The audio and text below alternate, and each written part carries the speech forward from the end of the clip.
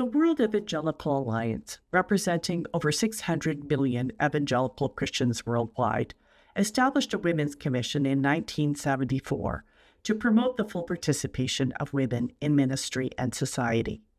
We are deeply disturbed by the increasing restrictions on the ability of women in Afghanistan to meaningfully participate in society.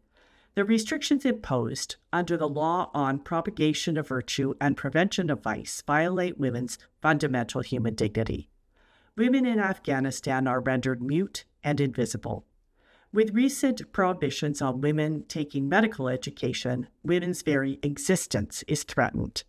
Afghan women are not permitted to obtain medical treatment from men, and if there are no female medics, women cannot obtain medical attention at all.